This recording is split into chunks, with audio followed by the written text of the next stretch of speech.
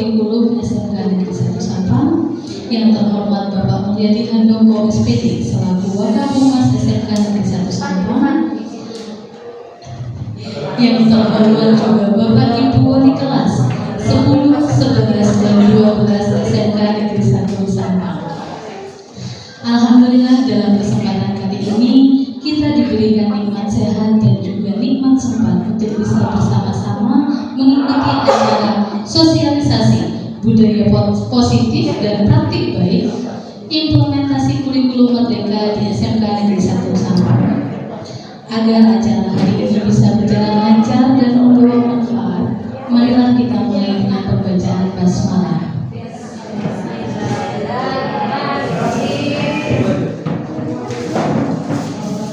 Beranjak ke acara selanjutnya akan disampaikan sambutan sebagai perwakilan dari kepala sekolah yang berhalangan hadir kepada Bapak Imam Yusuf Bismillah.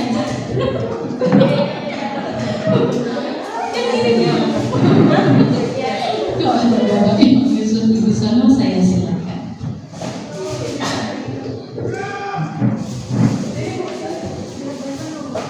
Bismillahirrahmanirrahim. Assalamualaikum warahmatullahi wabarakatuh.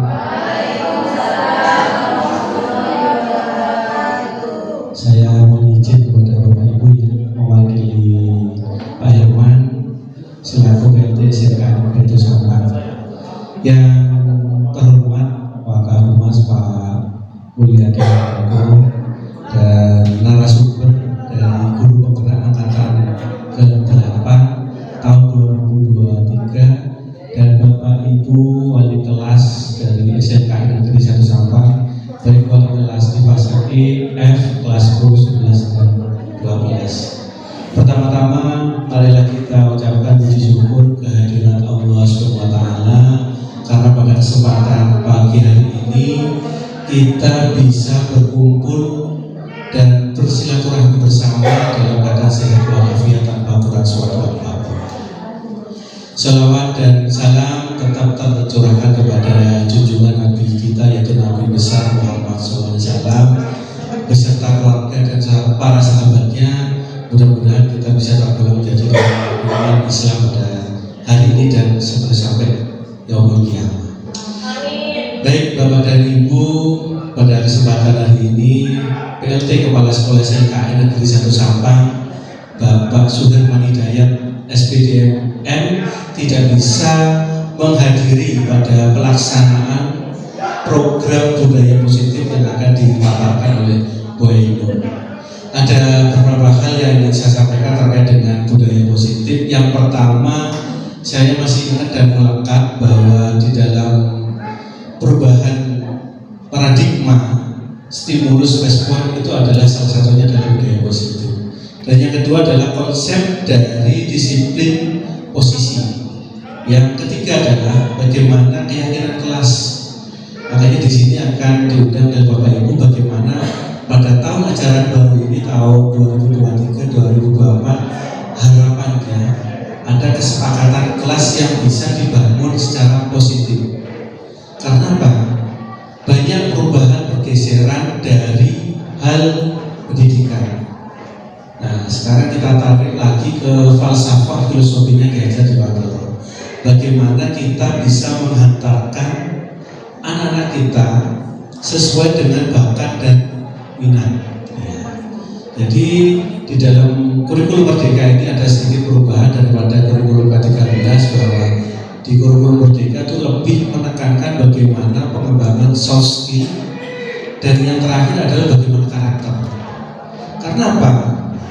Banyak kita melihat anak memiliki kemampuan yang IQ-nya tinggi dan rata-rata memiliki kecerdasan di atas rata-rata, itu yang paling dasar adalah dasarnya adalah karakter, pembentukan karakter.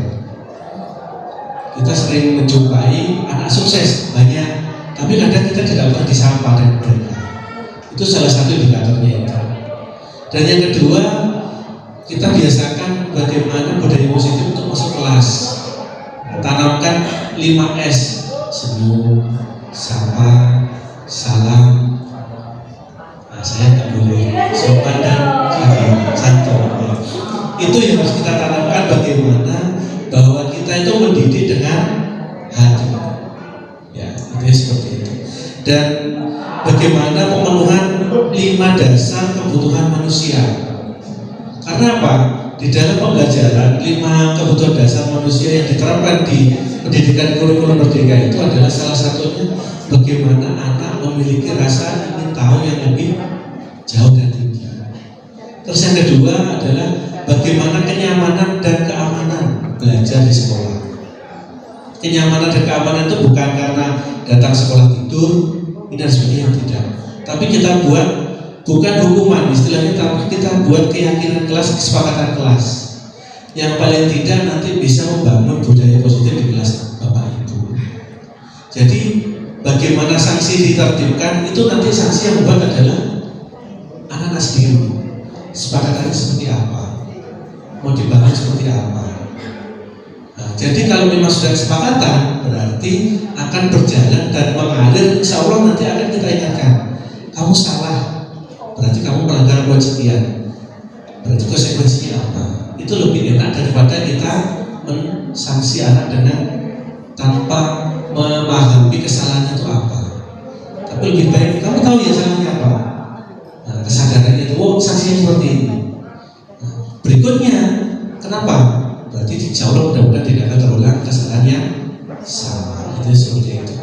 Terus yang berikutnya adalah bagaimana kita melakukan 5 positif kontrol. Nah, 5 positif kontrol itu adalah bagaimana seorang pendidik bisa menghantarkan anak-anak kita sesuai dengan bakat dan minatnya itu tadi. Dan berikutnya mungkin kita masih ingat budaya positif itu adalah berkaitan dengan nilai keyakinan universal. Di dalam keyakinan universal itu bagaimana kita masih ingat dari falsafah diajarkan oleh Toro terkait dengan pamong. Di situ pamong itu adalah bagaimana menjaga, mendidik, ya. Jadi Bapak Ibu guru itu adalah bagaimana menjaga, mendidik, menghantarkan. Terus apapun bidangnya, meskipun itu hanya bidang yang sekecil mungkin, tapi kalau ditekuni secara seksama, insya Allah akan menjadi sebuah kesuksesan yang luar biasa pada tahun-tahun mendatang. Intinya seperti itu.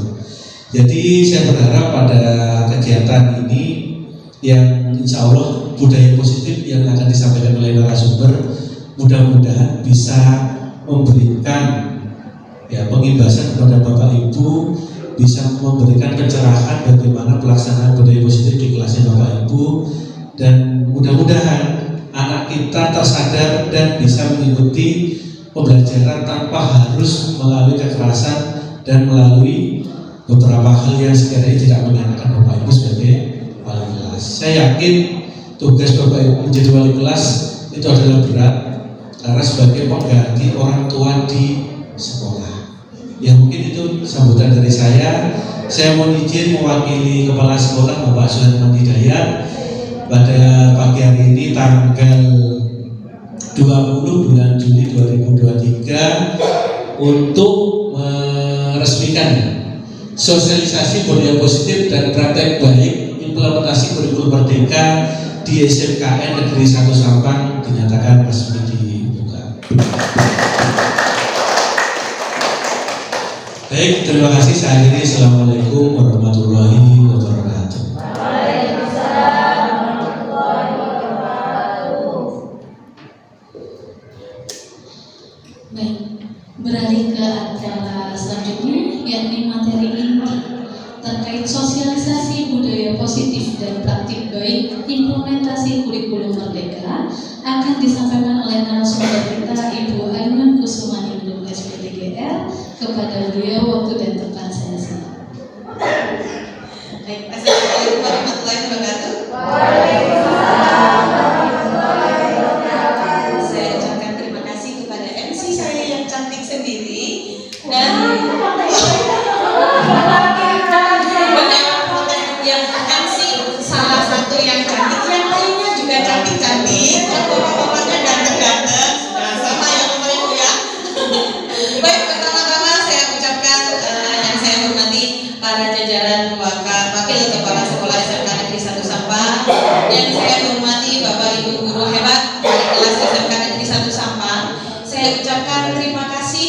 berkenan hadir dalam kegiatan sosialisasi budaya positif dan praktik baik implementasi kurikulum merdeka pada hari ini. Ya, sebelumnya saya ingin menyampaikan bahwa Bapak mohon maaf ya. Sebelumnya saya mau menyampaikan bahwa kita sebagai seorang pendidik jangan sampai menerapkan kata paling dalam profesi ataupun kehidupan kita. Tapi mari kita sama-sama menerapkan kata saling. Saling berbagi, saling berkolaborasi, saling bersinergi dan saling yang lainnya. Sama seperti halnya saya di sini, bukan berarti saya di sini yang paling, tapi saya di sini ingin mengajak Bapak Ibu wali kelas semuanya untuk saling bersinergi, saling bekerja sama, saling membantu. Untuk apa? Untuk mengawal anak-anak kita yang sekarang ini sudah sangat miskin sikap, sudah sangat minus karakter. Seperti yang disampaikan sama Pak Yusuf tadi selaku waga kurikulum, ya, bahwa tugas kita sebagai wali kelas tidak hanya wali kelas, tapi sebagai seorang pendidik saat ini tidaklah mudah. Memang sudah tidak mengajar lagi seperti dulu ya Pak, tapi justru karena tidak mengajar, tugas kita malah nambah Bapak Ibu. Tidak hanya sebagai pentransfer informasi, tapi kita juga sebagai penuntun anak-anak kita untuk membentuk karakter sesuai dengan profil pelajar Pancasila. Jadi pada kesempatan kali ini saya selaku narasumber mohon izin memaparkan materi saya tentang sosialisasi budaya positif, ya. Nanti ada beberapa hal yang sudah disampaikan sama Pak Yusuf tadi, sudah dibuka keluarnya ya. Tadi sudah banyak sebenarnya yang bisa kita petik inti dari pembahasan kita pada kali ini. Yang pertama yang perlu kita ketahui Bapak Ibu, sebenarnya kita harus tahu tujuan pembelajaran itu apa sih? Tujuan pendidikan itu apa sih sekarang ini?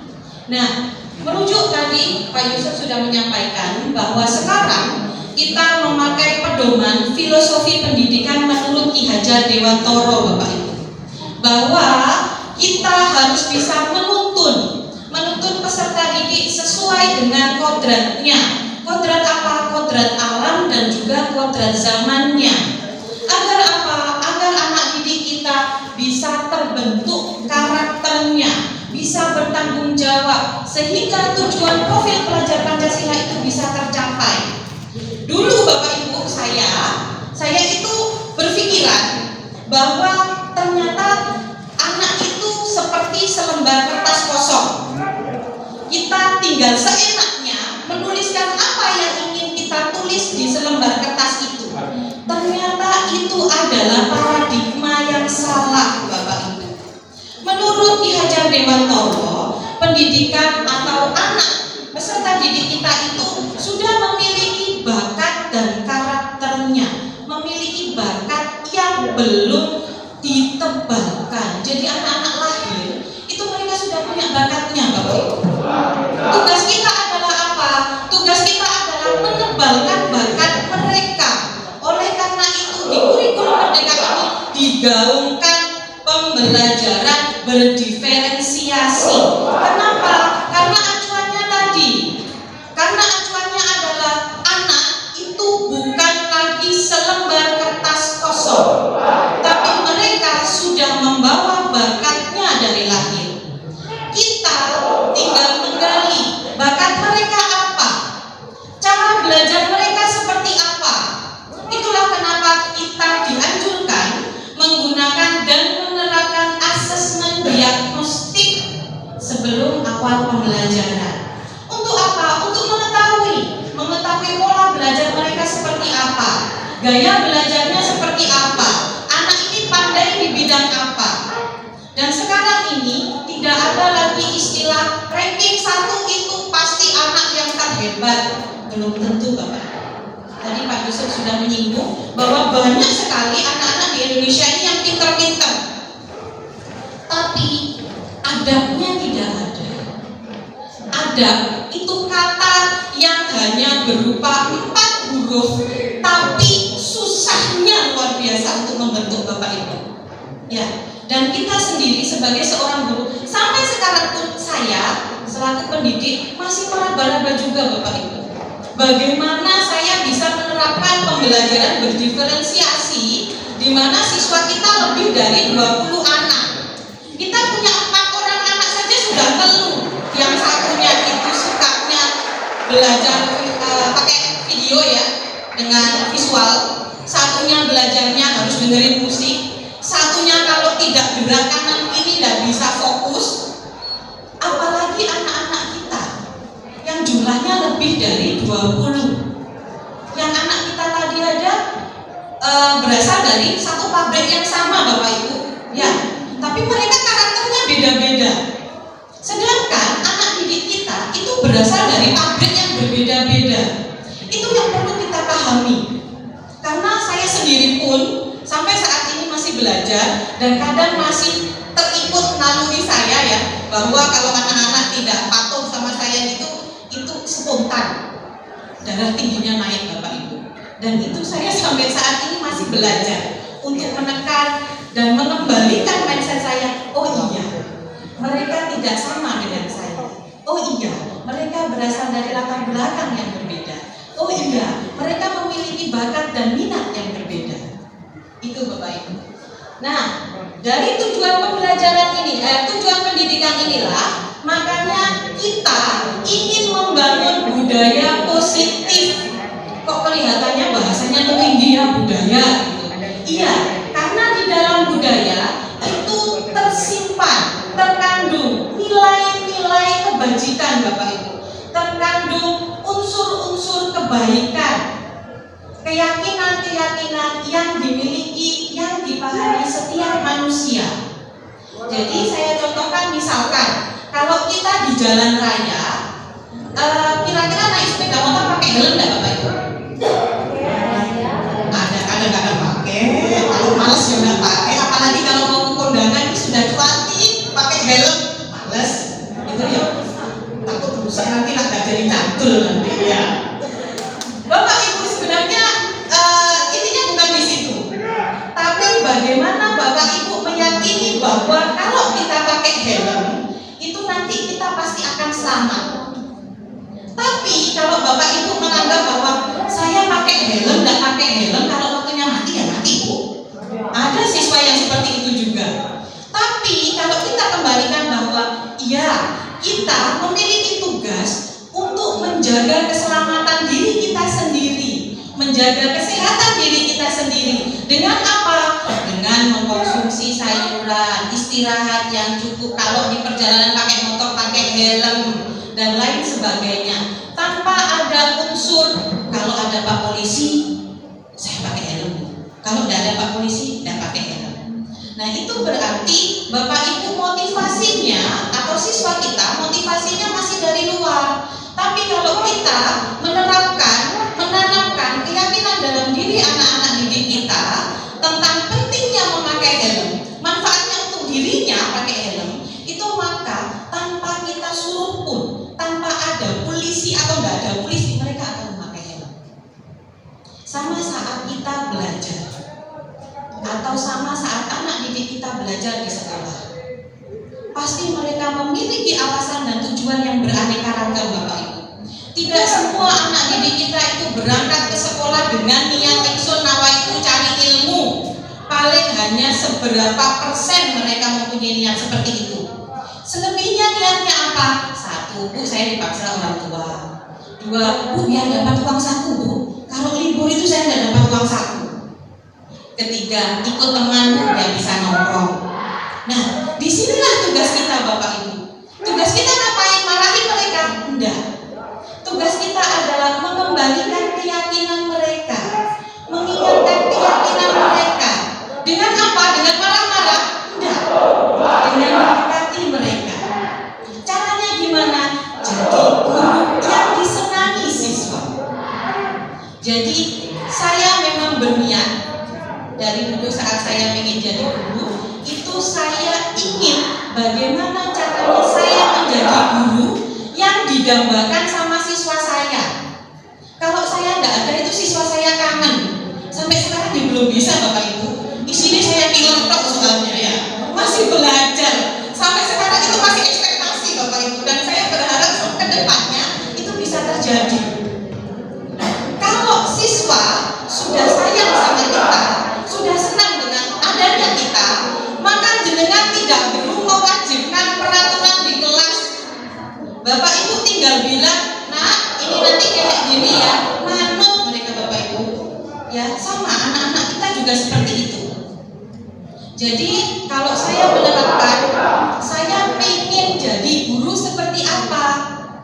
Saat saya jadi murid, saya ingin punya guru seperti apa? Itu yang ingin saya terapkan di diri saya. Dan saya punya anak. Saya ingin anak saya diapain sama gurunya, digimanain sama gurunya. Disitulah saya ingin menerapkan ke anak-anak didik saya di sekolah. Itulah budaya positif yang ingin kita tanamkan, yang ingin kita bangun di sekolah tercinta kita di SMK Negeri 1 Sampang. Nah, untuk membangun budaya positif Bapak Ibu tidak ujuk-ujuk terus jadi budaya positifnya, enggak. Itu juga butuh proses ya Pak Yusuf ya. Bahkan kita masih butuh waktu berbulan-bulan, bertahun-tahun. Tapi semua itu akan bisa tercapai jika kita saling bekerja sama. Jika seluruh stakeholder sekolahan bisa saling bersinergi, berkolaborasi, menyamakan satu misi, menyamakan satu visi, dan juga mindsetnya tentang pendidikan. Yang dibutuhkan dalam budaya positif, di sini ada beberapa Bapak Ibu. Bapak Ibu perlu memahami terlebih dahulu tentang perubahan paradigma pembelajaran atau paradigma belajar yang sekarang ini memang sudah mulai beralih. Yang kedua adalah, tadi sudah disebutkan beberapa sama Pak Yusuf ya. Yang kedua adalah tentang disiplin positif. Apakah belum terlaksana disiplin positif di sekolah ini? Sudah. Tapi ada beberapa lini yang memang perlu kita tambahkan. Yang selanjutnya adalah kebutuhan dasar manusia. Tadi Pak Yusuf sudah menyinggung. Kita harus memahami apa kebutuhan dasar manusia. Kita sebagai seorang pendidik memiliki kebutuhan dasar manusia. Kalau begitu, siswa kita juga demikian. Mereka juga memiliki kebutuhan dasarnya yang ingin dipahami orang lain. Jadi tidak hanya kita sebagai seorang pendidik yang ingin dipahami siswa, tapi siswa pun juga ingin dipahami oleh kita. Nah, yang berikutnya adalah motivasi perilaku manusia. Kita dalam bertindak, tadi saya sebutkan, saya contohkan tadi saat di perjalanan ya. Motivasi kita apa? Pakai helm itu motivasinya apa? Kita mengajar itu motivasinya apa? Kita datang tepat waktu motivasinya apa? Itu ada Bapak Ibu. Dan yang berikutnya adalah posisi kontrol guru. Nah ini nanti adalah pembahasan yang seru, yang saya sendiri sampai sekarang juga masih belum bisa mencapai posisi yang paling bagus. Yang selanjutnya adalah keyakinan kelas. Yang ini kami berharap, saya juga sudah mulai menerapkan di kelas. Kita membuat peraturan kelas, di mana peraturan kelas nanti akan dijadikan kesepakatan kelas dan bergulir menjadi keyakinan kelas. Yang terakhir adalah segitiga restitusi. Segitiga restitusi ini adalah salah satu cara dalam menangani anak-anak apabila mereka menghadapi permasalahan atau mengalami permasalahan.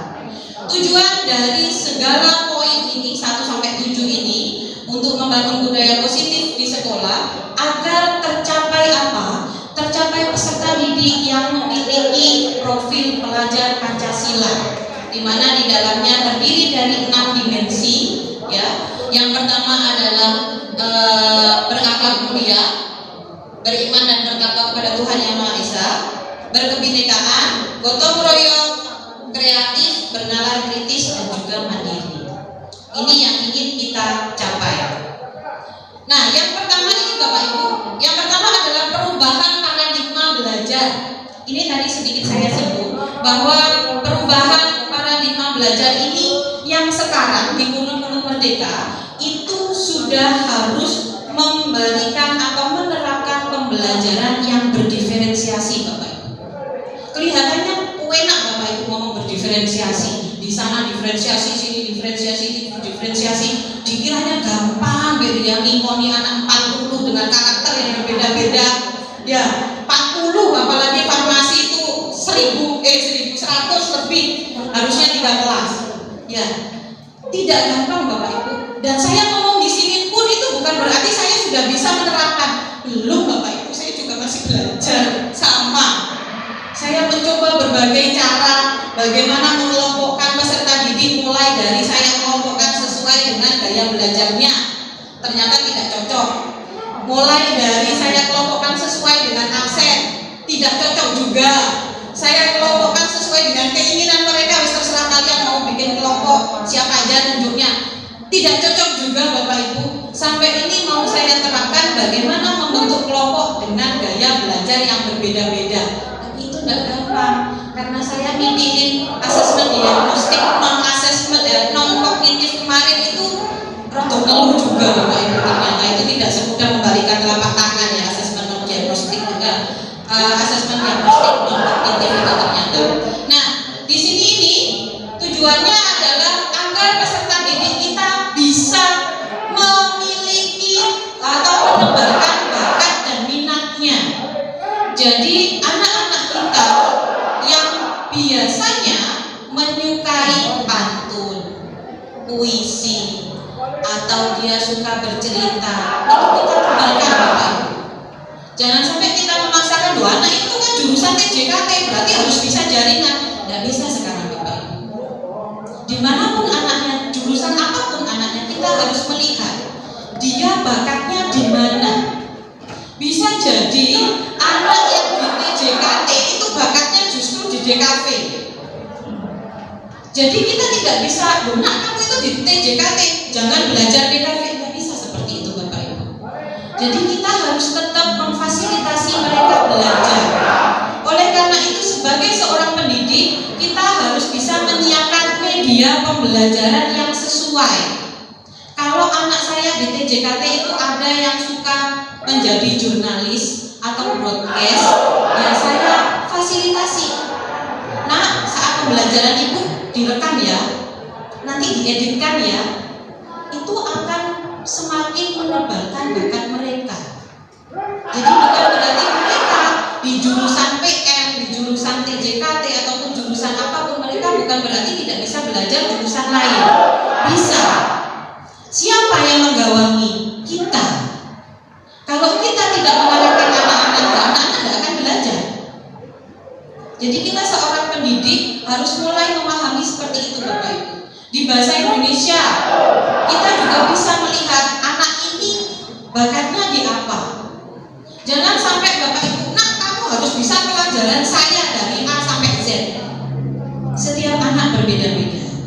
Sama halnya dengan saya, kalau saya harus memahami mata pelajaran matematika, pusing Bapak Ibu. Saya harus belajar bahasa Indonesia di mana soalnya itu sudah ada cerita duluan sebelum baca soal. Mau ceritanya tok aja wis ngeluh Bapak Ibu sebelum baca soalnya. Ditambah lagi bahasa Inggris. Saya artinya soalnya itu loh nggak ngerti, apalagi mau jawab. Itu juga dialami sama peserta didik kita Bapak Ibu. Ya, jadi kita jangan, kalau saya memang sampai sekarang masih sedikit semena-mena sama siswa saya, tapi saya berusaha belajar bagaimana agar tidak semena-mena terhadap siswa saya.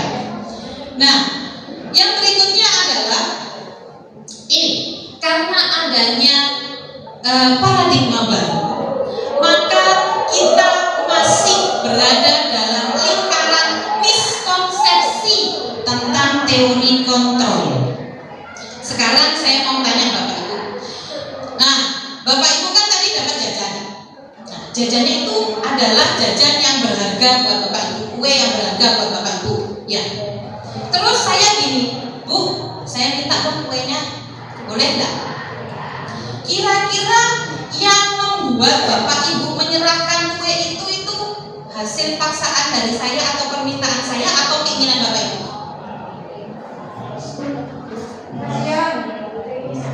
Enggak, maksudnya ini kan saya minta dong kuenya, jangan kan kasihkan ini, gitu ya. Nah, ini tak kasihkan. Atau enggak boleh, saya juga lapar.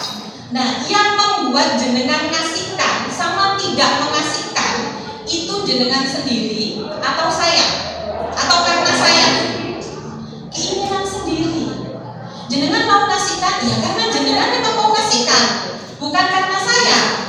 Kalau jenengan tidak mau ngasihkan, misalkan jenengan punya emas ya, punya gelang emas, Bu, tak pakai kok, Bu, tak ambilin kok, gitu ya, tak ambilin kok, Bu, gelangnya. Jangan, kan jenengan kukuh. Itu kan karena dirinya jenengan sendiri. Bu, jenengan mau emasnya, jenengan mau tak silek atau tak gulung, misalkan gitu ya. Jenengan mau ngasihkan atau enggak kan dari jenengan sendiri. Berarti yang mengontrol diri kita itu kita sendiri atau dari orang lain? Diri kita sendiri. Sama Bapak Ibu, anak didik kita juga sama seperti itu. Saat mereka kita paksa untuk disiplin, mereka disiplin karena terpaksa. Disinilah miskonsepsi terjadi. Guru mengontrol siswa itu hanya ilusi Bapak Ibu. Jenengan tidak bisa mengontrol siswa jenengan. Tapi mereka yang memang mau mengikuti kita sebagai gurunya. Kalau mereka nggak mau mengikuti ya suka-suka mereka. Banyak yang mokong, banyak yang nggak dengerin kita, sampai akhir nggak ngumpulin tugasnya. Ya karena kita tidak bisa mengontrol mereka. Sampai jenengan paksa pun, nah nilainya nggak keluar nanti. Biarin kamu nggak naik kelas. Kalau yang memang dia mokong, dia tidak ada greget di dalam hatinya, ya mereka tidak akan ikut. Tapi kalau mereka memang sudah nawaitu niat ingsun suka sama kita, ada keyakinan dalam dirinya, tanpa kita paksa pun, nah tugas kumpulkan nanti ya jam 12. Sebelum jam 12 sudah kumpulkan. Nah, miskonsepsi yang berikutnya adalah memberi kritik dan memberikan rasa bersalah ke siswa. Itu bisa mengontrol siswa. Tidak bisa Bapak Ibu. Sama seperti kita, kalau kita ingin menjatuhkan orang lain ataupun misalkan kemarin saat kita dipimpin salah satu kepala sekolah, kita pokoknya semua harus berangkat pagi, nanti bapaknya keliling. Ya nggak semuanya, termasuk saya. Kenapa? Karena saya juga punya kepentingan Pak di pagi hari Pak. Saya harus ngomong anak Pak. Jam saya kan nanti siang Pak, makanya saya berangkat pagi. Nah, jadi tidak bisa Bapak Ibu. Kita mengontrol orang lain itu tidak bisa. Kritikan maupun Bapak kepala sekolah nanti di rapat menghina saya atau gimana ya cuek aja. Orang hutang juga saya yang bayar bukan bapaknya. Itu ya. Keluarga juga yang ngurus saya bukan bapaknya. Konsep itu juga dimiliki anak didik kita. Jadi pola pikir yang kita miliki itu juga dimiliki anak didik kita. Jadi kalau kita memaksa, gitu ya, nah kamu itu nanti nggak jadi pinter loh. Pinter nggak pinter kan urusan saya. Itu. Nah kamu nanti mau kerja apa? Bu saya kerja nggak kerja mau ngapain ibu ngurusin saya? Itu ada Bapak Ibu, walaupun tidak terlontar dari lisannya. Sama seperti kita. Ya, jadi kita tidak bisa mengontrol Bapak Ibu. Dengan mengkritik siswa jenengan tidak bisa. Yang berikutnya adalah orang dewasa berhak memaksa. Dan ini masih sering saya paksa Bapak Ibu, termasuk anak saya. Ternyata itu hanya ilusi Bapak Ibu. Kita bisa memaksa anak-anak kita. Mereka bisa patuh, tapi hanya sesaat. Jangkanya kapan? Jangka pendek. Begitu saya ada rapat, misalkan saya paksa nanti jam 2 tidur. Pokok setiap hari jam 2 harus tidur. Tidur ya, ada saya. Begitu saya rapat, saya pulang sampai sore, ya nggak tidur. Karena kita tidak bisa memaksa anak kita kecuali, nah tidur, nanti malam kakak ngaji. Kalau nggak tidur, kakak ngantuk nanti. Kalau dia sadar seperti itu, tanpa ada saya, tidur dia. Itu masih saya paksa Bapak Ibu, termasuk saat makan sayur ya. Jadi saya masih belajar untuk tidak memaksa. Tapi nggak bisa, ya tetap maksa. Ada pemaksaan di situ masih. Ya, akun. Yang selanjutnya adalah semua penguatan positif itu efektif. Nah, saya mau tanya Bapak Ibu, kalau misalkan ada siswa kita yang berprestasi, terus kita kasih rewardnya itu berupa berupa barang. Baik nggak kira-kira untuk anaknya? Baik nggak untuk kedepannya anak itu? Oh, anak ini pasti nanti jadi disiplin, jadi sukses. Enggak, tidak bagus. Betul sekali. Berarti pinter-pinter wali kelas di sini ini. Berarti benar saya bisa berkolaborasi dengan Bapak Ibu ya. Nggak bisa Bapak Ibu. Kita kasih reward, kita kasih misalkan, nah nanti kalau kamu juara 1, Mama ajak rekreasi. Ternyata saya ada masalah Bapak Ibu, nggak duit maksudnya ya. Terus kasih rekreasi Bapak Ibu, ngambek lah berhari-hari. Kalau gitu nanti kakak nggak usah jadi peringkat 1, percuma kakak belajar. Itu Bapak Ibu. Kalau sekarang pinter-pinter iya. Mama kan sudah bilang masa nggak bisa rekreasi. Alasannya kan nggak mungkin ya kan, nggak punya uang kan nggak mungkin. Mama sibuk ini. Ngambek Bapak Ibu. Dan itu pasti tidak hanya dialami anak saya, tapi anak Bapak Ibu juga pasti ada yang seperti itu. Dan siswa kita juga sama seperti itu Bapak Ibu. Begitu kita tidak kasih reward, dia akan ngambek dan berhenti untuk berbuat baik. Inilah ilusi-ilusi yang saat ini masih kita salah kaprahkan. Kalau di Jawa salah kaprah Bapak Ibu ya bahasanya. Kalau di sini miskonsepsi. Nah, perubahan tadi sudah disinggung sama Pak Yusuf. Ada perubahan paradigma stimulus respon dan teori kontrol. Stimulus respon itu seperti ini Bapak Ibu. Kita sudah memberikan peraturan di sekolah ini. Anak sudah paham ada peraturannya. Kalau mereka melanggar, pasti tahu hukumannya apa. Tapi kalau teori kontrol, mereka menyadari dari dalam diri mereka sendiri. Kalau mereka salah, mereka harus apa? Bukan mereka harus menerima hukuman atau sanksi. Tapi yang mereka harus lakukan adalah merubah diri. Kalaupun kita memberi sanksi Bapak Ibu misalkan, nah kamu nanti terlambat. Kalau terlambat 15 menit bayar denda 2.000, gitu ya. Tidak ada masalah bagi anak yang kaya. Saya terlambat aja Bu, besok bayar. Bu, tak lunasin Bu 1 minggu, gitu ya. Makanya kan kayak gitu Bu, tak lunasin besok saya 1 minggu telat ya Bu ya. Terus lagi, kalau yang terlambat push up, ya kalau anaknya suka olahraga, ya Bu mau berapa kali push up-nya. Tapi apa? Mereka tetap mengulangi lagi dengan kejadian-kejadian dan kesalahan yang sama. Tapi kalau di teori kontrol, mereka mengontrol dirinya sendiri. Nah, kayak gini itu nanti urusannya sama masa depanmu. Ya, mereka menyadari oh iya, saya nanti memiliki efek yang buruk. Atau misalkan kalau di sini ya, karena kita agamisnya kuat, oh iya, saya mau naik dikit aja dikontrol sama yang di sana. Berarti saya harus hati-hati dalam bersikap. Itu maka siswa bisa langsung merubah diri saat mereka melakukan kesalahan. Tidak hanya hukuman yang kita inginkan, tapi ada perubahan ke arah yang lebih baik dari siswa kita. Dan itu tidak mudah, karena kita juga seperti itu. Jangan telat ya. Ya Pak, ekspektasinya pengen gak telat Pak, tapi mau berangkat itu si kecil kok mau bangun sih Pak.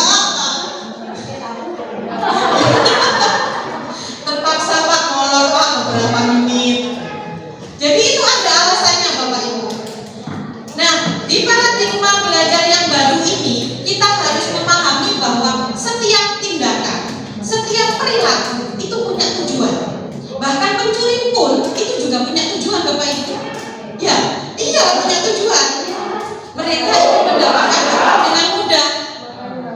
Mereka jahat itu berarti belum tentu. Kita tidak tahu latar belakang mereka. Bisa jadi satu, mereka memang terpaksa harus menempuh jalan itu karena harus memenuhi kebutuhan keluarganya. Kedua, mereka terpaksa seperti itu karena mereka sudah terlanjur masuk ke dalam lubang hitam dan tidak ada yang mengingatkan. Ini juga yang terjadi pada siswa kita. Saat siswa kita berada dalam pergaulan bebas, masuk ke dalam ranah narkoba,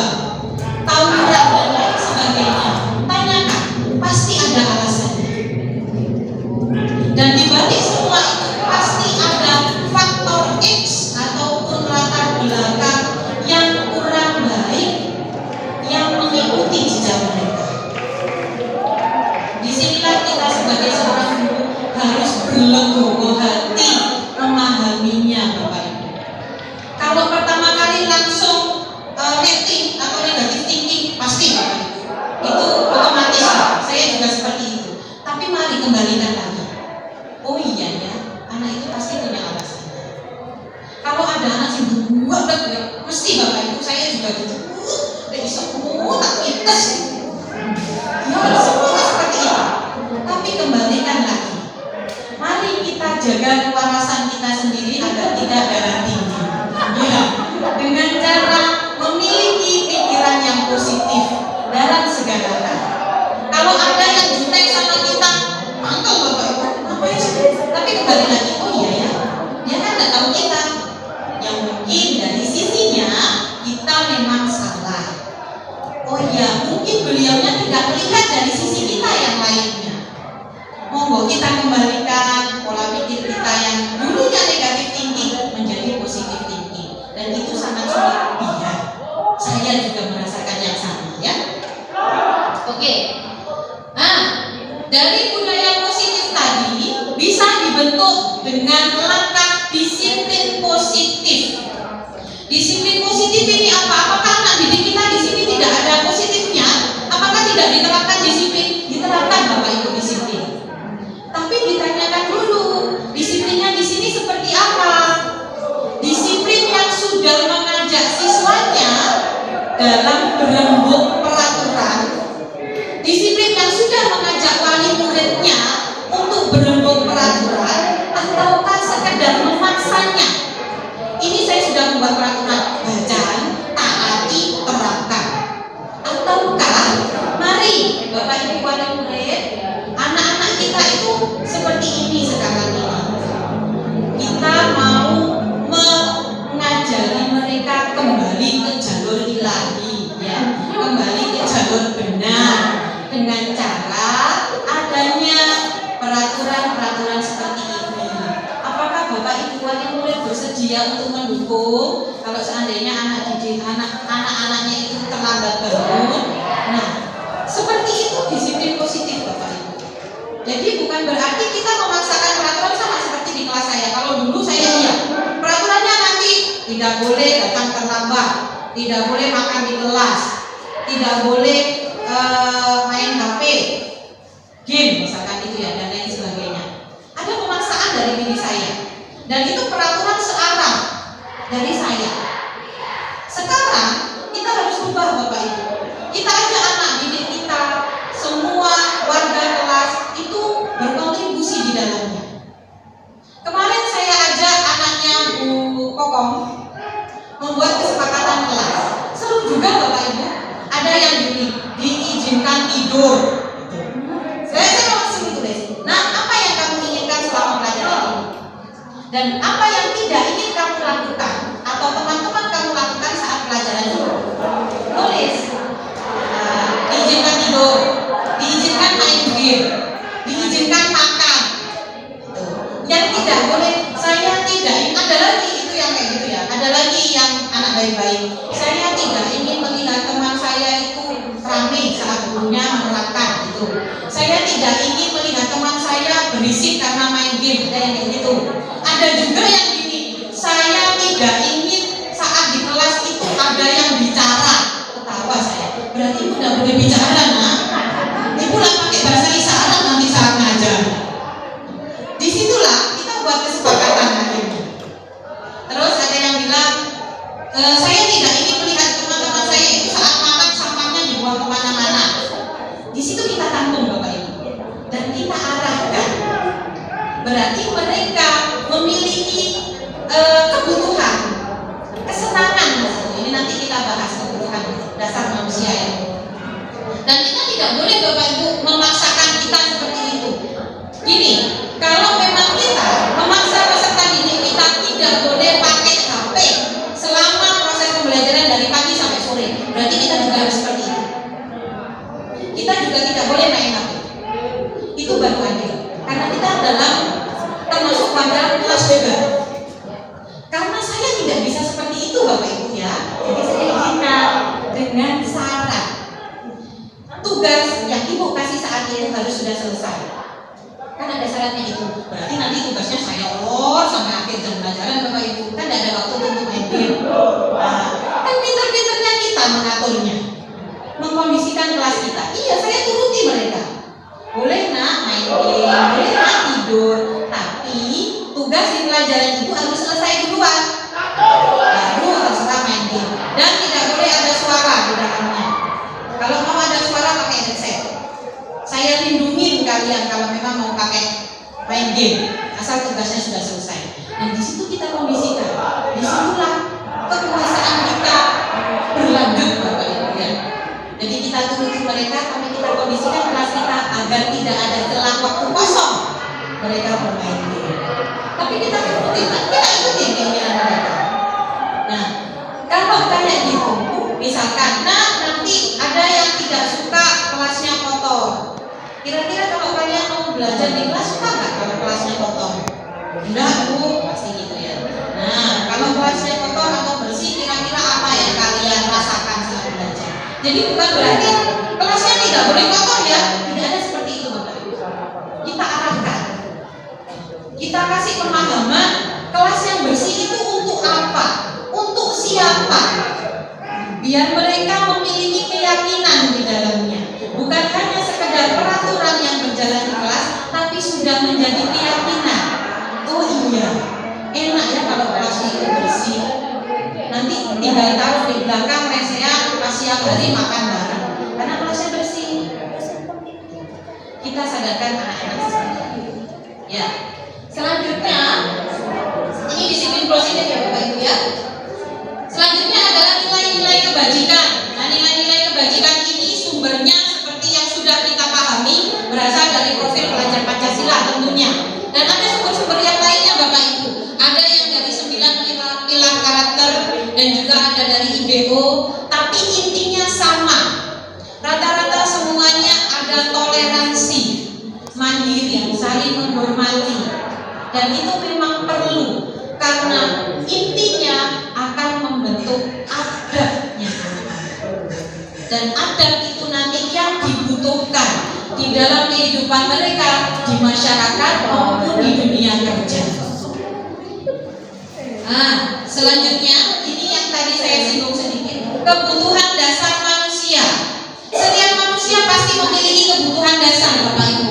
Segala sesuatu yang ingin dilakukan atau manusia ingin mencapai sesuatu itu dinamakan kebutuhan dasar manusia. Kebutuhan dasar manusia ini ada 5. Yang pertama adalah bertahan hidup. Ini menyangkut tentang fisiologis ya, tempat tinggal, makanan dan lain sebagainya, pakaian. Ada kasih sayang dan rasa diterima. Ini yang kita rasakan dan dirasakan peserta didik kita juga. Ada siswa yang copetan ada di kelas. Bisa jadi dia memang ingin atau butuh perhatian dari kita. Dia di rumah tidak didengarkan sama orang tuanya. Di sekolah dia berharap dengan nakal seperti itu, dia bisa didengarkan sama gurunya, bisa mendapatkan perhatian dari gurunya. Dan itu kebutuhan dasar manusia. Yang berikutnya adalah penguasaan. Penguasaan ini adalah keinginan untuk diakui kemampuannya. Jadi biasanya siswa-siswa yang pintar-pintar itu kalau tidak dianggap sama gurunya itu sedikit mengeluh. Terus dia lebih kukuh, tidak mau mencontekin temannya, tidak mau ngajarin temannya, karena dia memang ingin diakui bahwa dia yang di kelas itu, dia yang paling di kelas itu. Nah, ini tugas kita untuk mengembalikan jalurnya agar tidak ada paling di dalamnya, tidak ada di dalamnya, tapi adanya saling. Tapi jangan sampai saling ini diterapkan saat ujian, Bapak Ibu. Nah, itu yang harus kita kondisikan ke anak-anak ya. Karena anak-anak kita pinter, kata Bu Erlin, sekarang itu pinter-pinter. Ibu kan sudah bilang kemarin itu katanya harus saling. Ya kita satu anak saling, Bu, saling membantu. Kembalikan ke keyakinan lagi, ke nilai-nilai kebajikan. Boleh saling membantu ya. Tapi apakah itu baik menurut kalian? Nah, kita kembalikan di situ. Jadi kita tidak membantah mereka, karena memang benar kan saling kita ngajarinnya. Saling apapun kan boleh, tapi kita tetap kondisikan lagi. Kita kasih patokan lagi bahwa saling yang seperti apa yang boleh diterapkan dan tidak boleh diterapkan. Yang keempat adalah kebebasan. Anak didik kita yang terkekang, sudah di rumahnya itu terkekang, di sekolah tambah terkekang, di rumah tidak boleh main game, di sekolah tidak boleh main game. Nah, ini akan menjadi siswa yang memberontak. Kita harus memahami seperti itu, memahami kebutuhan mereka, kebutuhan kebebasan mereka. Dan yang terakhir adalah kebutuhan kesenangan. Ada anak-anak yang jahil itu malah senang. Kalau habis garahi temannya, habis gojlokin temannya marah atau apa, dia senang. Itu adalah kebutuhan dasar manusia. Yang ini harus kita pahami. Dan itu tidak mudah Bapak Ibu untuk melihat kebutuhan dasar peserta didik kita, itu tidak gampang. Karena kita lebih banyak langsung memakai justing negatif di dalamnya. Saat ada anak yang cometan, anak yang tidak menghargai gurunya dan duwe unggah-ungguh sopan santun, itu kita langsung bilang anak itu kurang ajar, langsung bilang kayak gitu. Padahal ada alasan di balik semua itu, ada tujuannya dia seperti itu. Nah, dari kebutuhan dasar manusia tadi akan menghasilkan motivasi perilaku manusia. Tadi saya singgung saat kita memiliki kepala sekolah atau dipimpin oleh salah satu kepala sekolah, kita berangkat pagi karena takut ditegur sama bapaknya, takut ditelepon pagi-pagi, di mana Bu, kelasnya kok kosong. Ya, itu motivasi Bapak Ibu. Ya, karena soalnya dia pengalaman. Untung bapaknya nggak pernah telepon saya. Untung alhamdulillah Bu, kalau belum ditelepon ya. Bu diedit, nanti dikat ya. Nggak apa-apa.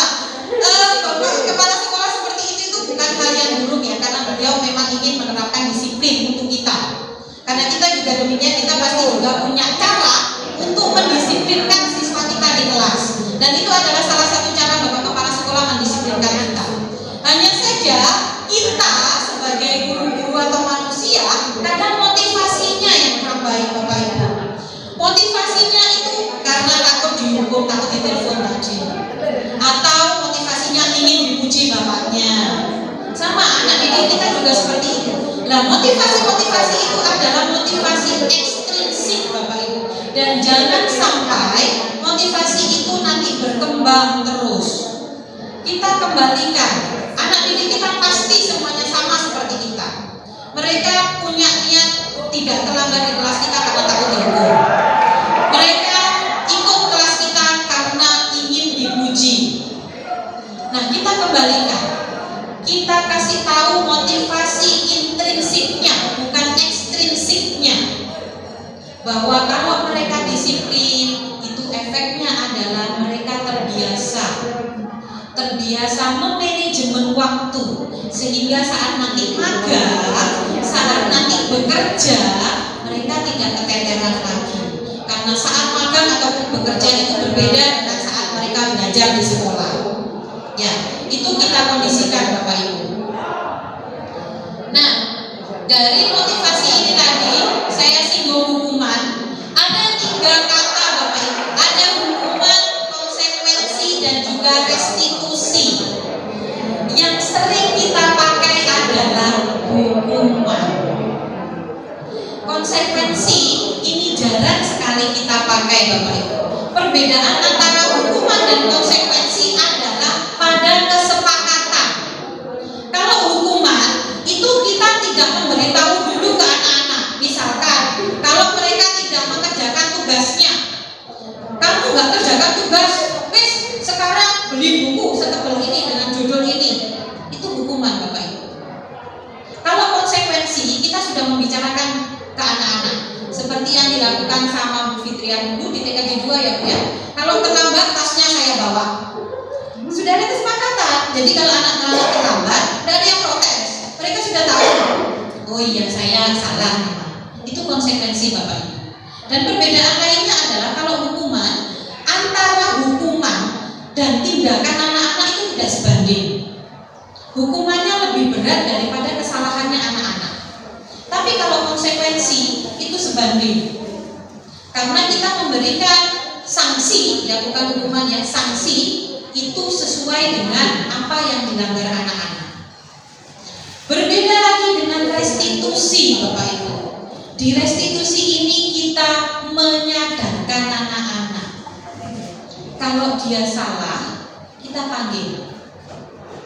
Kamu tahu nggak apa yang kamu kerjakan tadi salah apa enggak? Yang mana Bu? Si ngomong mesti gitu. Yang mana Bu? Itu ibu dapat informasi dari Bapak A. Kamu tadi katanya nyontek. Enggak Bu, Bapak itu ada-ada saja pasti gitu. Kalau yang pas anaknya benek, mana Bapak? Sing pas kayak gitu nggak akan jujur. Cara untuk membuat anak jujur itu yang harus kita pelajari.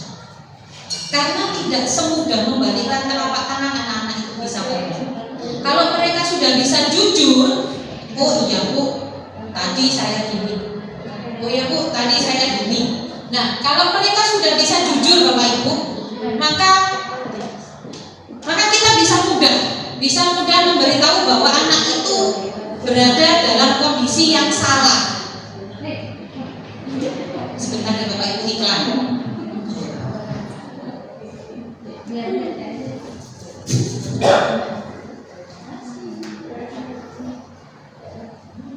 Oke, saya lanjutkan Bapak Ibu. Saya dikit dah. Oke, kalau restitusi Bapak Ibu, kita lebih mengarahkan ke keyakinan, ke nilai-nilai kebajikan Bapak Ibu. Jadi anak melakukan kesalahan, asalkan yang paling sulit adalah membuat mereka jujur. Kalau mereka sudah jujur, kalau mereka melakukan tindakan itu, maka kita bisa mengarahkannya, kita bisa menyadarkannya. Nah, sampai sekarang ini yang harus kita pelajari adalah bagaimana mengambil hati mereka untuk bisa jujur sama kita.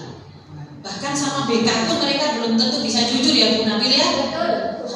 Apalagi ke kita. Gitu. Jadi itu yang perlu kita pelajari Bapak Ibu untuk menerapkan restitusi.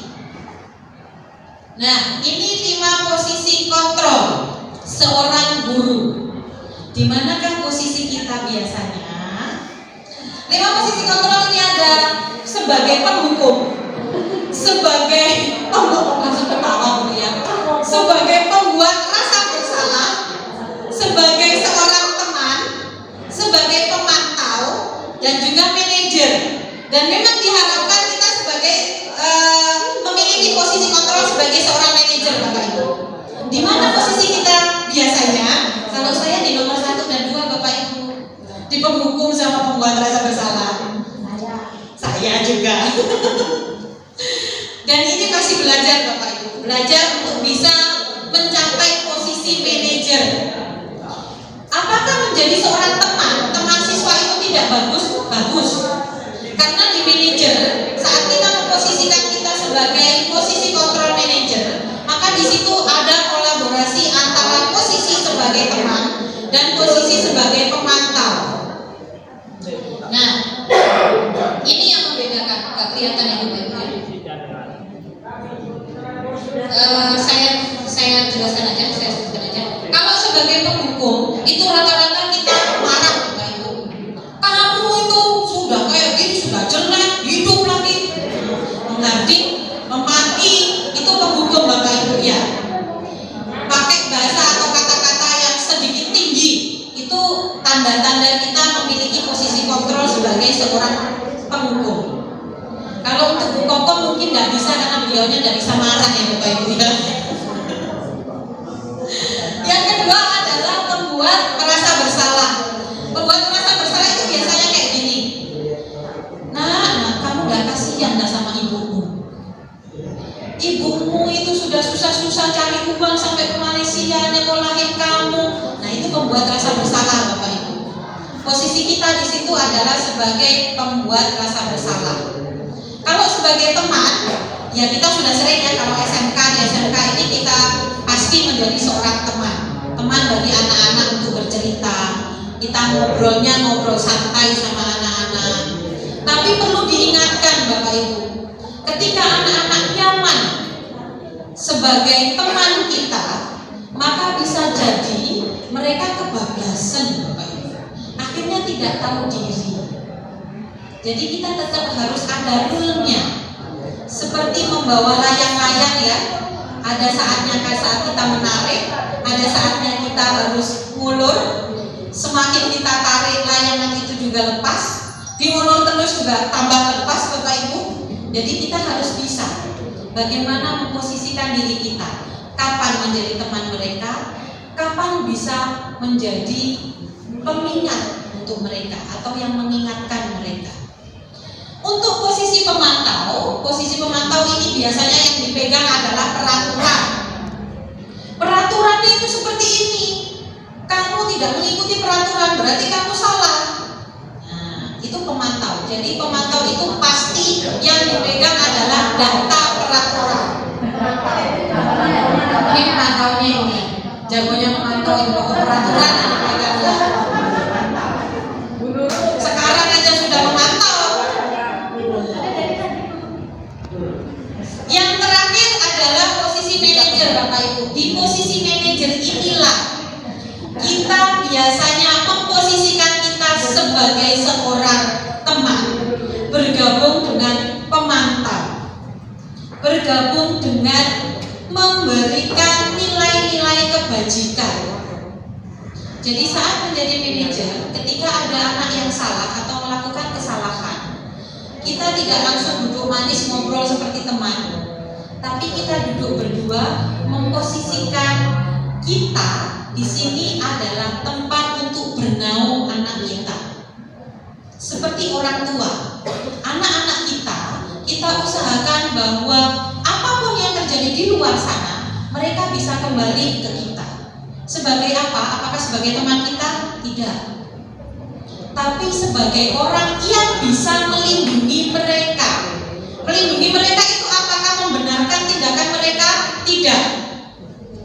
Kalau mereka salah, kita ingatkan. Mengingatkannya apakah dengan menyalahkan mereka? Tidak. Tapi dengan mengembalikan ke nilai-nilai kebajikan.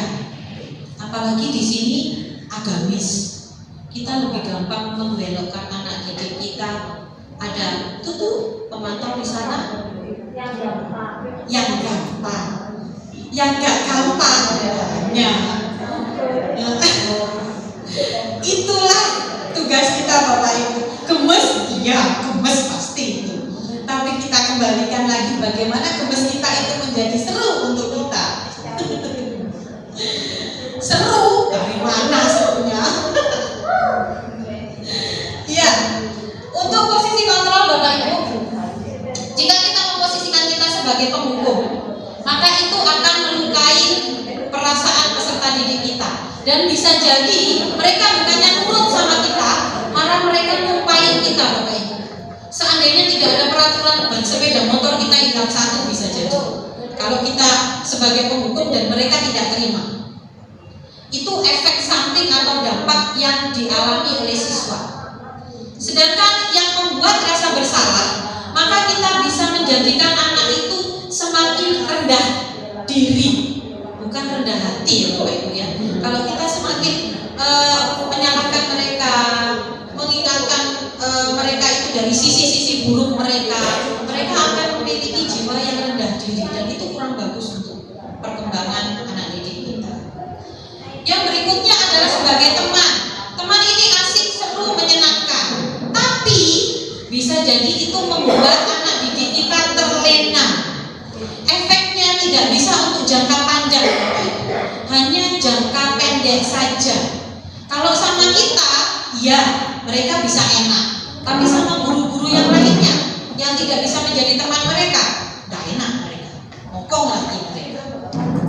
Nah, sebagai pemantau ini bagus karena mereka sudah ada aturannya, tapi hanya sekedar mengikuti atau mematuhi peraturan, tidak sampai menerapkan di dalam jiwanya. Kalau sebagai manajer, kita akan mengembalikan ke mereka tujuan-tujuan mereka apa. Mereka ingin menjadi manusia seperti apa. Maka mereka akan menanamkan keyakinan nilai kebajikan di dalam dirinya agar bisa berubah menjadi lebih baik. Yang kita butuhkan bukan anak itu dapat ganjaran dari kesalahannya, tapi yang kita butuhkan adalah bagaimana anak itu bisa berubah menjadi lebih baik ke depannya dan tidak mengulangi kesalahannya lagi. Ini yang diharapkan dari posisi kontrol seorang manajer. Nah, ini ada kalimat dari guru Bapak Ibu. Kira-kira dia di posisi kontrol mana ya? Kalau pertanyaannya, saya kecewa sekali dengan kamu. Kira-kira merasa bersalah. Kalau kamu tidak benar-benar melakukannya, posisi kontrol apa? Sudah sambil menghardik, kamu nggak benar melakukannya. Nah, ini posisi kontrol sebagai seorang hukuman, pemberi hukuman. Kalau ini, apa rencana kamu untuk menyelesaikan masalah ini? Kira-kira posisi kontrolnya mana? Kalau ingin mengembalikan ke anak-anak, jadi kita kembalikan, kita ajak anak-anak untuk menyelesaikan masalahnya. Kita bimbing mereka. Kalau mereka membuat kesalahan, nah, kamu kan sudah salah tadi sama Bu Fitri. Apa yang ingin kamu lakukan sekarang Bu Fitri? Nah, kayak gini, kalimat seperti itu adalah kalimat yang bisa dilakukan oleh guru dalam posisi kontrol manajer. Jadi bukan kita yang memaksa. Nah, kamu harus minta maaf Bu Fitri. Itu memaksa. Tapi kalau kita kembalikan ke mereka, apa yang bisa kamu lakukan agar kamu bisa diterima lagi sama Bu Fitri? Mereka akan berpikir, disinilah tugas kita sebagai posisi kontrol seorang manajer. Saya tanya nih Bapak Ibu ya. Nah, ini keyakinan kelas. Kenapa sih harus keyakinan kelas? Kenapa tidak peraturan kelas saja? Ini dijawab karena tadi saya sudah jawab dan sudah disinggung sama Pak Yusuf bahwa di dalam keyakinan kelas itu terkandung nilai-nilai kebajikan. Kalau kita yakin, ya, saya yakin bahwa agama Islam ini bisa membawa saya ke jalan yang benar sampai surga. Kan yakin ya? Amin. Jadi saya kalau sholat gak perlu disuruh lagi. Anak saya masih saya suruh. Karena apa? Karena dia belum punya keyakinan. Dan tugas saya adalah meyakinkan dia bahwa nak, ada Allah. Kita punya Tuhan yang mengamati kita. Kakak sudah besar, sudah lebih dari 7 tahun, ya. Kalau kakak salah, nanti dicatat sama malaikat. Kakak pengen nggak masuk surga? Diajarin kayak gitu. Pengen. Nah, kalau kakak pengen masuk surga, apa yang kakak lakukan? Ajak mereka berpikir, ajak mereka berdiskusi. Sama seperti peserta didik kita, ajak mereka berdiskusi. Terangkan kondisi yang nyaman. Tidak bisa bagi yang ngomong-ngomong itu tidak bisa.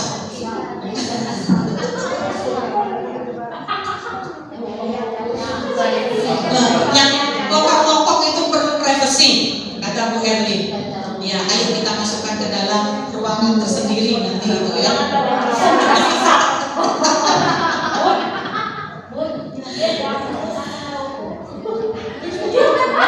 Oh ya.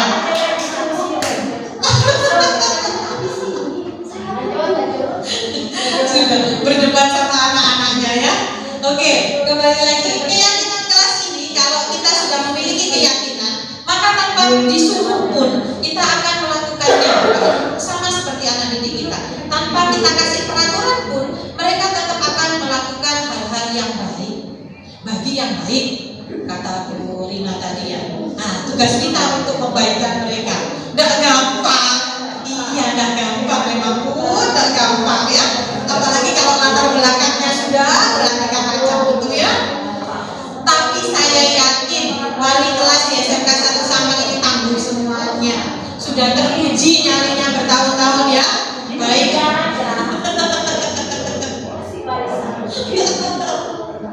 Baik, mulai dari siswa yang premanisme sampai yang unyu-unyu sudah bisa ditaklukkan semuanya sama wali kelas SMK 1 ya. Oke, itu untuk keyakinan kelas ya Bapak Ibu ya. Keyakinan kelas itu berbeda dari peraturan ya Bapak Ibu. Jadi kita buat peraturan misalkan jangan sampai terlambat ya Nak ya. Nah, kita arahkan dari tidak terlambat tadi, kira-kira keyakinannya apa? Berarti kalian bisa bisa menerapkan tanggung jawab. Buat aja keyakinan kelas tanggung jawab. Sudah, kalau ada yang terlambat, nah kamu melanggar keyakinan kelas yang mana kira-kira? Mereka akan pilih sendiri. Jadi nggak perlu panjang kali lebar kali tinggi. Keyakinan berbeda dari peraturan. Jadi dari peraturan kita breakdown, diturunkan lagi jadi keyakinan. Dari kata-kata yang panjang, tidak boleh terlambat gitu ya, tidak boleh makan di kelas. Diusahakan peraturan itu memakai kalimat positif, Bapak Ibu. Jangan sampai memakai kalimat yang negatif. Jadi kalau tidak boleh terlambat, usahakan datang tepat waktu. Jagalah kebersihan di kelas. Nah itu di-breakdown lagi Bapak Ibu. Datang tepat waktu, tanggung jawab. Kebersihan, menjaga kebersihan kelas, peduli lingkungan. Nah itu kita tuliskan. Jadi anak-anak tahu mana saja yang harus mereka lakukan dan harus mereka hindari. Itu untuk keyakinan kelas ya. Jadi usahakan keyakinan kelas menggunakan kalimat positif, nggak usah panjang-panjang, dan libatkan semua warga kelas untuk membuat keyakinan kelas. Yang terakhir adalah segitiga restitusi. Alhamdulillah, di sini terakhir saya juga nanti Bapak Ibu capek ngomongnya. Iya, kalau nggak ada yang bertanya saya tambah senang kok Bapak Ibu, berarti sudah pintar semua. Yang terakhir adalah segitiga restitusi. Segitiga restitusi ini adalah cara seorang guru dalam menangani permasalahan siswa. Jadi kita mengajak siswa berdiskusi, ngobrol, usahakan face to face ya Bapak Ibu ya. Diajak untuk menggali permasalahan yang mereka alami. Segitiga restitusi ini terdiri dari langkah apa saja atau tahapan apa saja. Yang pertama adalah tahapan yang paling bawah Bapak Ibu, menstabilkan identitas. Di menstabilkan identitas ini kita berkompromi dengan anak didik kita. Kita menyetujui mereka. Yang disetujui apa? Kesalahannya? Bukan. Kalau ada anak yang narkoba, apakah kita mendukung? Bukan. Yang kita dukung adalah bahwa tidak ada manusia yang sempurna. Jadi saat ngobrol sama anak, ibu paham bahwa tidak ada manusia yang sempurna. Ibu juga pernah mengalami atau melakukan kesalahan. Dan ibu paham bahwa kamu melakukan kesalahan ini pasti memiliki alasan dan tujuan tersendiri. Segitiga restitusi ini sudah diterapkan sama Bapak Kajur kita TKJ tercinta ya, yang orangnya tidak bisa marah kemana-mana.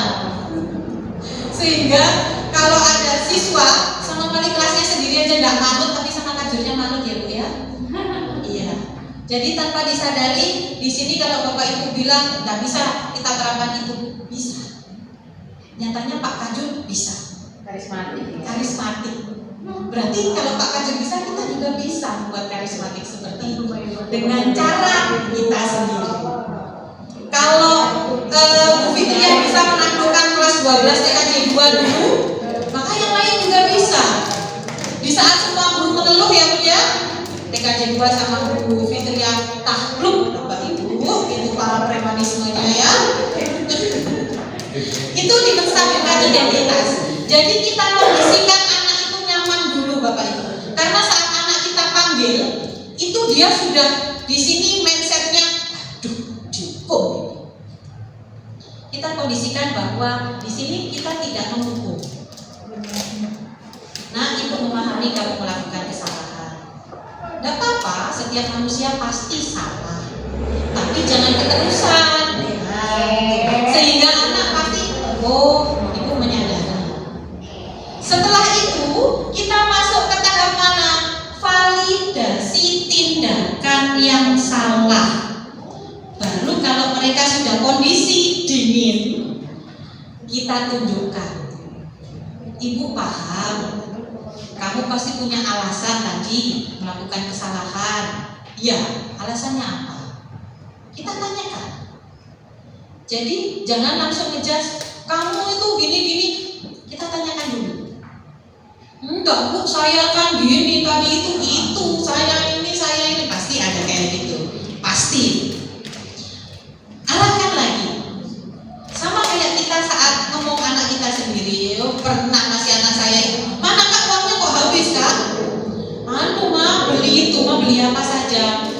beli itu, menerawang ternyata uangnya diminta temannya.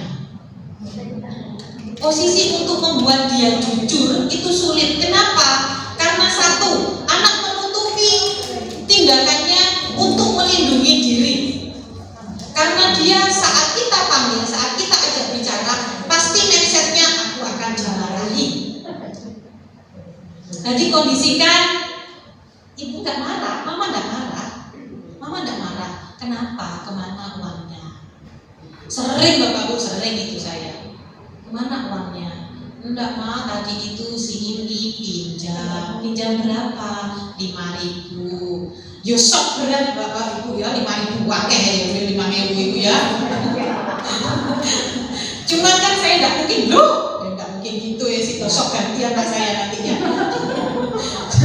Jadi kita kondisikan, ya kalaupun ada loh, itu pakai nada yang agak datar Bapak Ibu. Loh memangnya enggak pakai komisaris, enggak bisa oleh orang tuanya kan anak-anaknya itu. Ya ada lohnya di situ, padahal itu loh luapan. Ya waduh ini 5.000 gitu ya. Cuma loh enggak dikasih uang saku ya anaknya kasih sama orang tuanya. Dia cerita, dikasih Ma. Terus kakak kok kasih kenapa? Nggak pinjam Ma. Ya sudah bagus, berarti kakak sudah pinjamin. Dikembalikan lagi nggak nak besok? Nggak tahu Ma besok.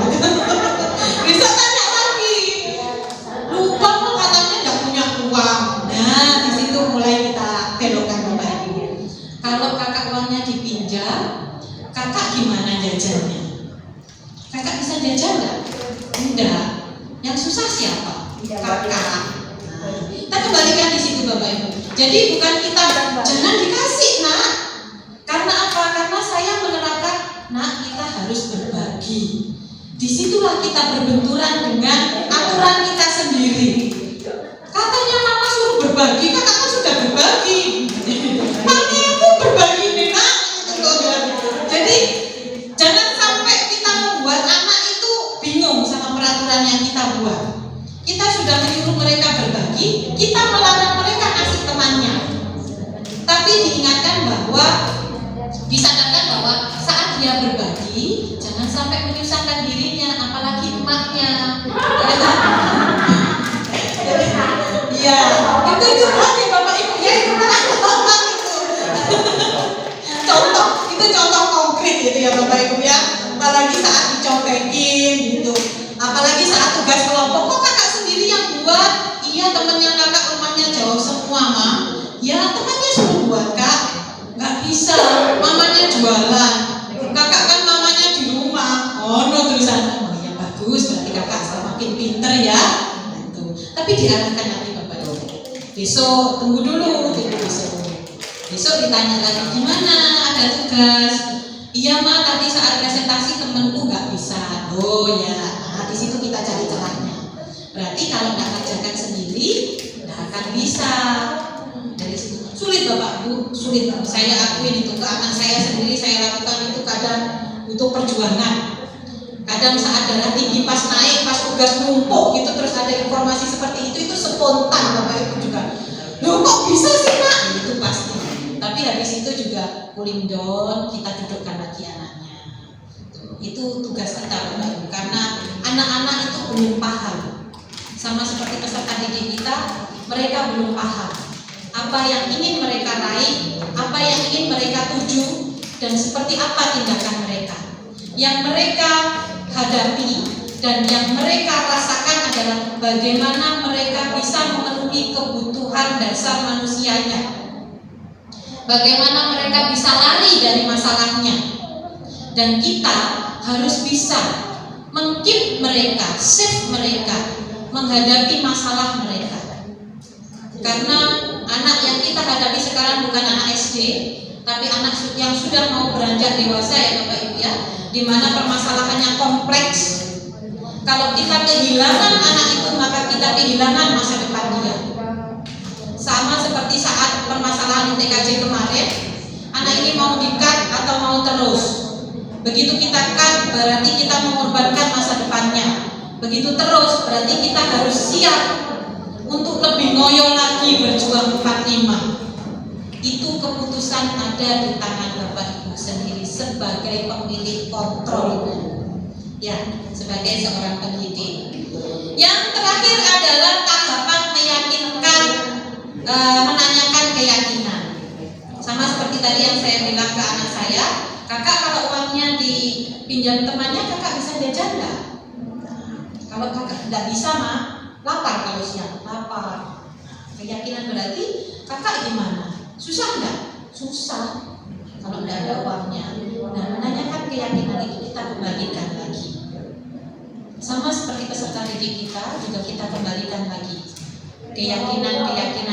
Iya bu, ngomong tau enak. Iya, saya ngomong tau ya enak ya.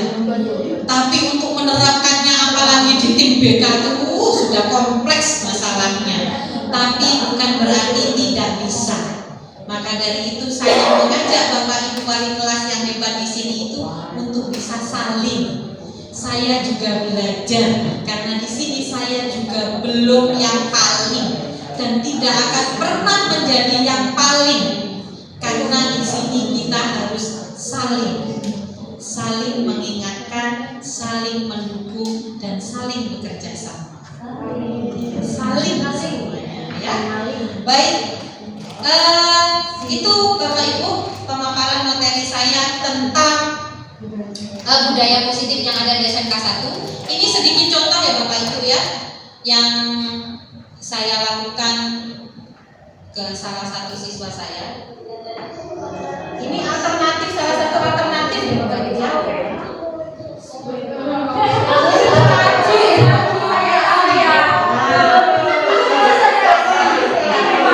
Makanya itu nanti kita coba.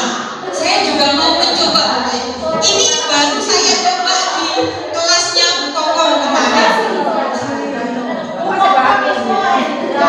Ya, kemarin saya coba di kelasnya Bu Kokong untuk melakukan keyakinan kelas, membuat ice breaking, dan ternyata ada satu siswanya Bu Kokong, Septian ya Bu ya. Septian itu ternyata ya, itu agak-agak kokong juga kan itu ya. Itu dia ternyata jualan bakpao. Dan saya baru tahu di situ itu dia saya tanya akhirnya, dari kapan nak jualan? Dari kelas 10. Kenapa? Saya kan ikut nenek, orang tua saya di Malaysia. Oh ya sini saya traktir satu kelas. Senang Bapak Ibu. Mulai dia ngomong cerita. Dari situ kita buat budaya nyaman. Iya. Budaya bahwa dia percaya sama saya di situ walaupun aslinya di Manokwari Pak Maulento ya Bapak Ibu ya. Tidak mudah, iya. Ini sedang saya coba salah satu di kelasnya Bu Kokong kemarin yang sudah 8 anak yang naik ya Bu Kokong. Alhamdulillah ada secercah cahaya. Ini mau saya terapkan lagi di kelasnya Pak Jeffrey. Insya Allah hari Senin saya terapkan di sana. Iya. Intinya di situ gong-gongnya dipunya Bu Kokong sama di Pak Jeffrey. Tapi ternyata anak-anak senang kok Bapak Ibu. Saat Bapak Ibu ngasih ice breaking itu seru mereka. Kemarin saya kasih ice breaking tembak nama. Terus akhirnya saya buat setiap pertemuan Ibu nanti bergiliran buat ice breakingnya. Silakan cari di internet nanti buat ice breaking. Sama kemarin mereka antusias sekali ketika saya kasih metode pembelajaran berburu harta karun. Tekniknya adalah mereka saya buat berkelompok 3 orang, ya. Mereka versus, jadi misalkan tim 1 berlawanan atau melawan tim 2. Silakan tim 1 mencari medan petanya, misalkan dari TKJ sampai farmasi. Cari posnya, harus ada maksimal minimal 4 pos. Di situ silakan kalian taruh, ada peta gitu ya. Mereka silakan menuju ke kantor elektro, temuin Pak Ari. Mereka ketemu Pak Ari. Itu mereka sudah saya omongkan. Di Pak Ari nanti mereka akan dikasih tantangan. Tantangan itu berasal dari mana? Dari tim satunya, tim yang menantang. Mereka buat misalkan silakan nyanyikan Indonesia Raya sebelum mendapatkan presentasikan, mereka dapat pertanyaan. Pertanyaannya tentang materi saya. Mereka catat. Selesai, ada clue berikutnya. Silakan menuju ke farmasi kelas 11. Kayak gitu. Jadi mereka antusias sekali begitu menemui pembelajaran yang seperti itu. Itu saya coba terapkan berkali-kali, saya petakan gimana ya caranya biar anak-anak ini tertarik. Khususnya bagi Bu Rina sejarah, budaya itu yang sangat gampang sekali pakai proyek ya Jin ya. Pakai proyek ada Borobudur kalau nggak salah yang kemarin itu kalau nggak salah disukai anak-anak dan anak-anak senang kayak gitu. Anak-anak lebih suka di SMK, lebih suka pakai praktek permainan ataupun produk atau proyek daripada duduk diam kita terangkan Bapak Ibu. Tidur nanti sama seperti saat saya di sini ya pas tidur Bapak Ibu. Bosan nggak mari-mari ngomongin mau gitu ya. Baik, mungkin itu Bapak Ibu sedikit materi yang bisa saya bagi bersama Bapak Ibu. Mohon nanti bisa memberikan umpan balik masukan kepada saya agar kita bisa menerapkan ke anak didik kita menjadi lebih maksimal lagi sehingga peserta didik kita menjadi peserta didik yang lebih beradab lagi dan memiliki karakter sesuai dengan profil pelajar Pancasila. Demikian pemaparan dari saya. Assalamualaikum warahmatullahi wabarakatuh.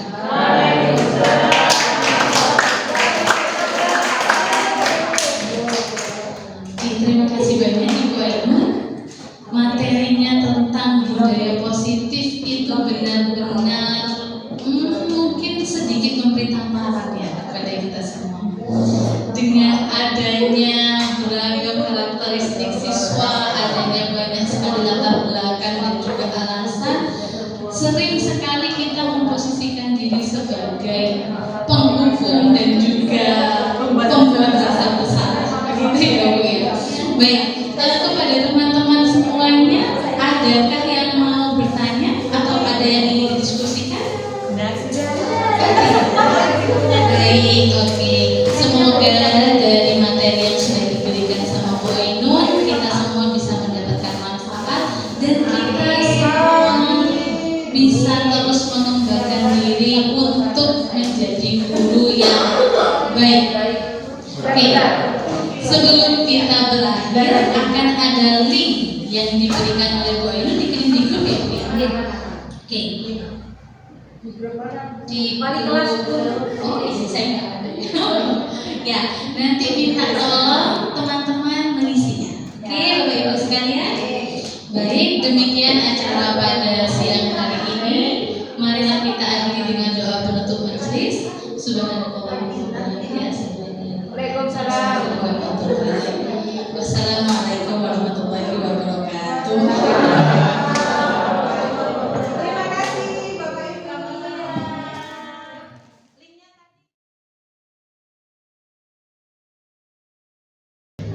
Oke, assalamualaikum warahmatullahi wabarakatuh.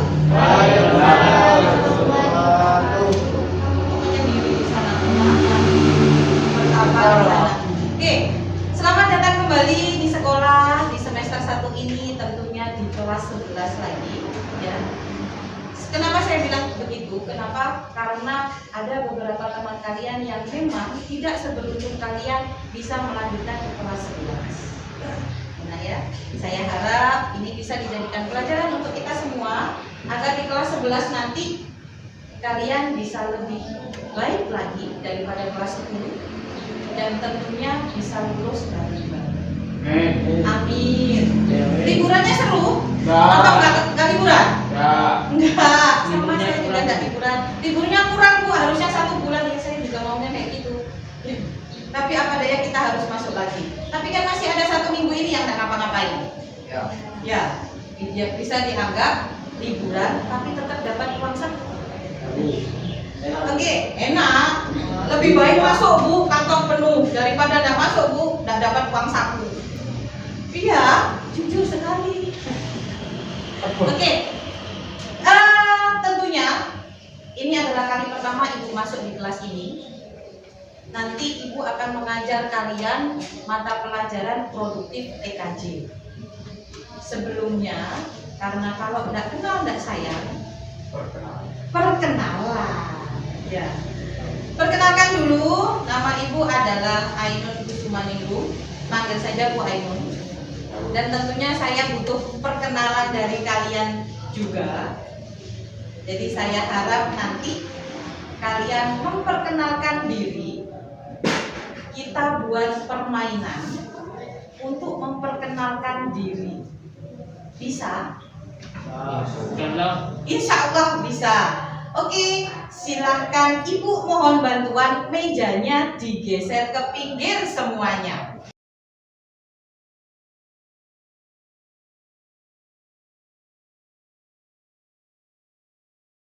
Kedua, silahkan langsung berebut menyebutkan nama temannya.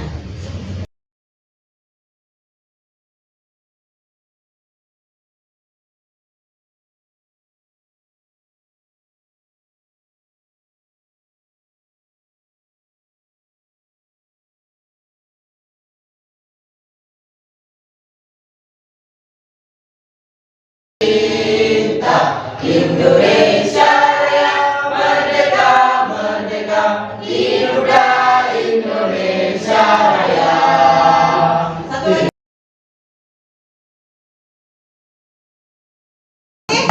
Kali ini kita akan membuat kesepakatan kelas selama mata pelajaran saya.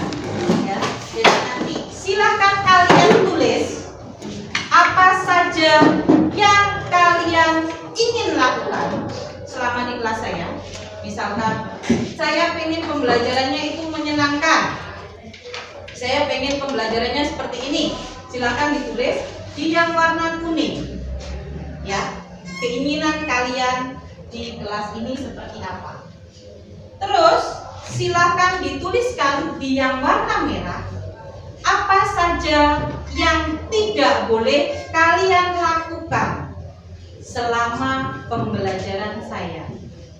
Boleh yang misalkan saya tidak pingin si Agus itu tidur, kan gitu, boleh. Saya tidak pingin Fafa itu rame, boleh. Silakan kalian tulis, terserah kalian mau tulis apa. Saya ulangi lagi, yang warna kuning adalah yang kalian inginkan selama proses pembelajaran saya.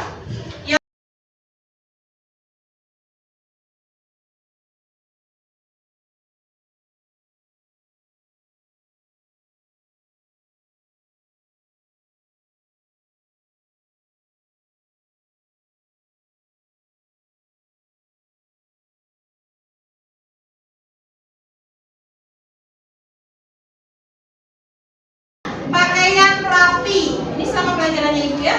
Pakaian rapi, artinya berarti lengkap ya.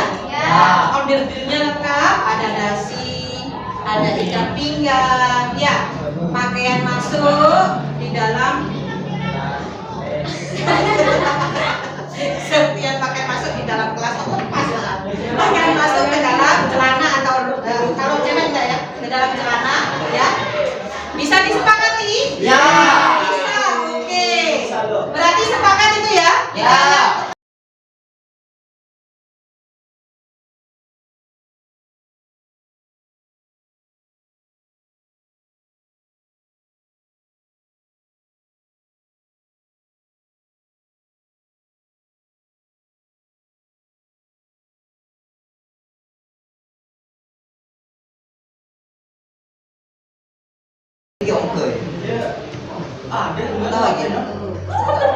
Belakangnya?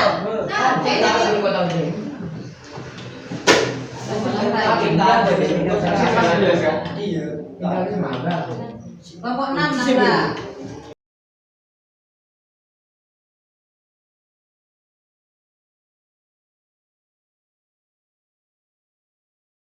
Pertemuan kali ini Ibu akhiri. Kita bertemu lagi di pertemuan minggu depan. Kesepakatan yang mau ice breaking duluan siapa? Atau urut absen? Aduh Bu, dari bawah, urut absen dari bawah. Dari bawah. Siapa absen yang dari bawah kemarin? Via. Ricky dulu. Ricky ada di sini. Nah, yang naik. Sevian berarti. Oke, berarti Sevian cari ice breaking di YouTube ya nak ya. Minggu depan kamu yang membantu. Ya yang bawah siapa?